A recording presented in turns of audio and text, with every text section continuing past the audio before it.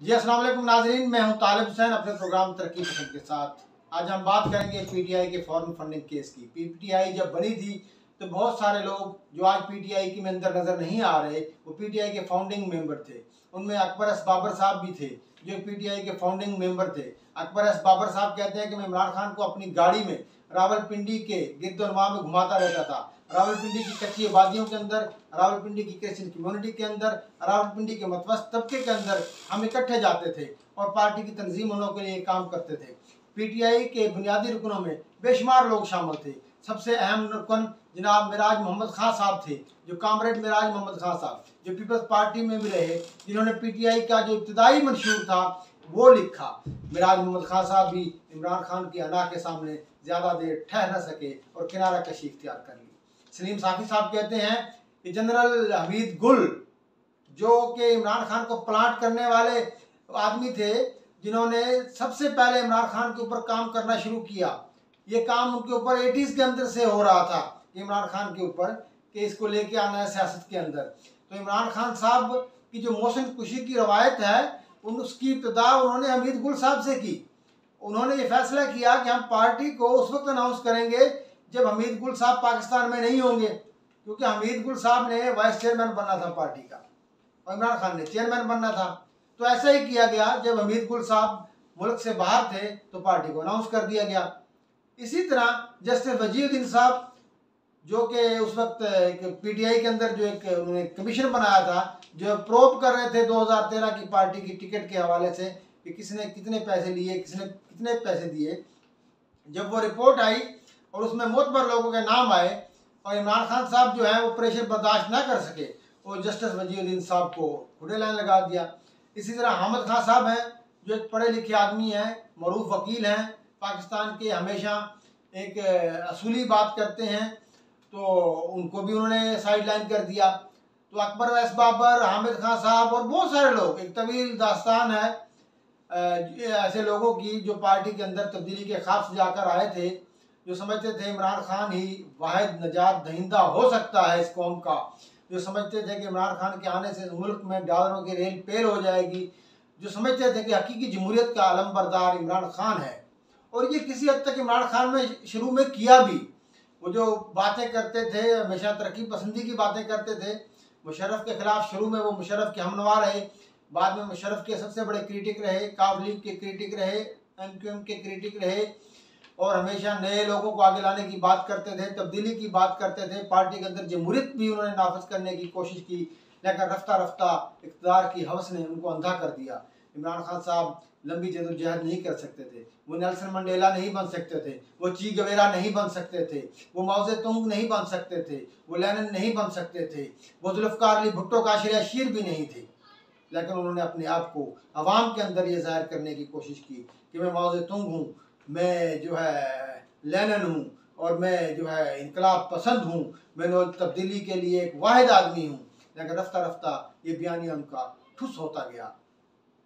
तो हम आते हैं अपने टॉपिक की तरफ। पीटीआई फॉरेन फंडिंग केस, जनाब अकबर एस बाबर जो कि इंतहाई ईमानदार आदमी हैं, आप उसकी ईमानदारी को चैलेंज नहीं कर सकते। पीटीआई वाले जितने भी लोग हैं, जितने पीटीआई के फॉलोअर हैं, कि आज तक उनकी ज़ात पर कोई क्वेश्चन नहीं किया गया, क्योंकि जब अब हम खाम बोलती है तो हम कहते हैं कि ये जो है इसको PMLN स्पॉन्सर कर रही है। ऐसा गरालई का मामला हो तो हम कोई तहमत लगा देते हैं। इसी तरह जो भी इमरान खान के खिलाफ बोलता है, कोई साफ़ी बोलता है, कोई यूट्यूबर बोलता है, तो उसको हम लफाफा जर्नलिज्म का नाम देते हैं, उसको हम बिकाऊ माल कहते हैं। तो अकबर एस बाबर जो है बिकाऊ माल नहीं है। उन्होंने एक लंबी जदोजहद की है, उन्होंने किसी पार्टी का सहारा नहीं लिया, उन्होंने अपनी जंग अकेले ही लड़ी है।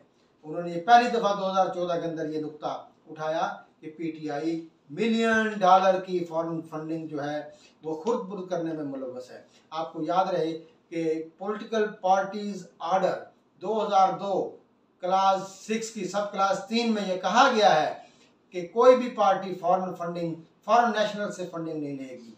पीटीआई ने उसकी धज्जियां उड़ाई, $मिलियंस जो है फॉरेन नेशनल से लिए, इवन इंडियन नेशनल से लिए। इंडियन वुमन से $29,800 लिए, उसके हस्बैंड से $25,000 लिए, जो कि अमेरिकन नेशनल है, और उसकी इंडिया के अंदर एक कंपनी है, उस जो औरत के जो हस्बैंड है उसकी इंडिया के अंदर भी कंपनी है। इसी तरह तकरीबन 14 से ज़्यादा ममालिक हैं, जिसमें अमेरिका है, न्यूजीलैंड है, स्विट्ज़रलैंड है, यूएई है, यूएसए है, अब सऊदी अरेबिया है, वहाँ से फंडिंग आई जिसको खुर्द बुर्द किया गया। और बाहर के जो अकाउंट हैं जो बाहर मेंटेन किए गए हैं उनका तो यहाँ रिकॉर्ड पहुँच ही नहीं सका।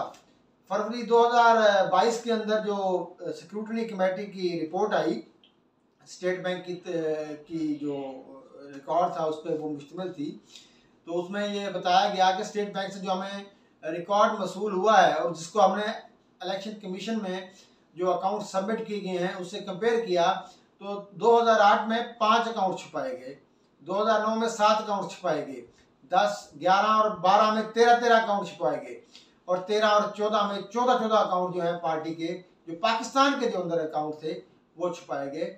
और इसके अलावा जो फॉरेन कंट्रीज में जो अकाउंट्स मेंटेन थे जिनके अंदर मिलियन रुपए की ट्रांजैक्शन हुई वो बिल्कुल भी डिस्क्लोज नहीं किए गए। ये है वो साफ चली शफाफ चली। पीटीआई के में जो लोग आए उन्होंने अपने अपने निजाती नामों से अकाउंट खुलवाए। पार्टी के अंदर ये खुली छूट थी कि कोई भी पार्टी का जो रुकन है जो इमरान खान के ज़्यादा करीब है उसके नाम पे अकाउंट खुला, अकाउंट बाहर दिया गया और दूसरे इवन के मुल्क के अंदर जो लोगों को दिया गया, यहाँ जिस अकाउंट में पैसे भिजवा दें उस अकाउंट में पैसे आए, उसमें से कितने उस बंदे ने खाए, कितने पार्टी के अंदर गए, कैसे मिसयूज हुए। पार्टी के अंदर ऑडिट का कोई सिस्टम मौजूद नहीं था, कोई मैकेनिज्म मौजूद नहीं था। पार्टी के फंड्स की धज्जियां उड़ाई।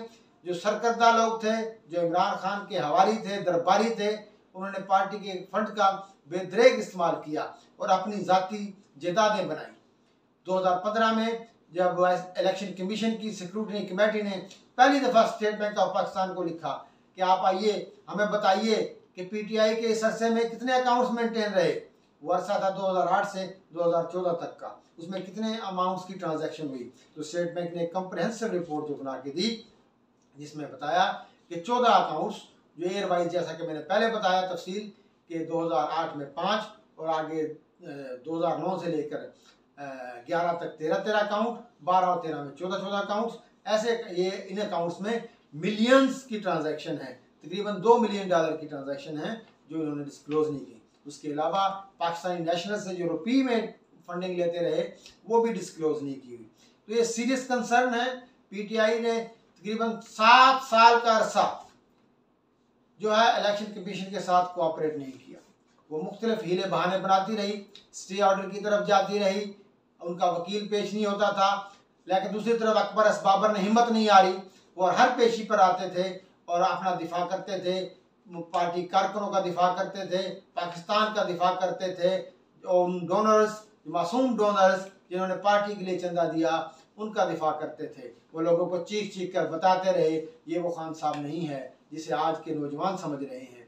ये वो खान साहब है जो अपनी ज़ात के गिर्द घूमता है, अपने नाक के गिर्द घूमता है। इमरान खान साहब को सिर्फ अपनी अना की तस्कीन के लिए किसी की कोई परवाह नहीं है, ना उन्हें पार्टी की परवाह है ना कारकुनों की परवाह है। वो सिर्फ एक आमर हैं, एक फाशिस्ट हैं, एक डिक्टेटर की तरह उन्होंने सिस्टम को चलाया। आपने देखा होगा अदम एतमाद आने के बाद उन्होंने आइन की पासदारी नहीं की, उन्होंने सदर के जरिए गैर-आईनी काम कराए और आज भी करवा रहे हैं। उन्होंने स्पीकर के जरिए गैर-आईनी काम कराए और आज भी करवा रहे हैं। उन्होंने डिप्टी स्पीकर के जरिए गैर-आईनी काम कराए, उन्होंने परवेज इलाही के जरिए गैर-आईनी काम करवाए।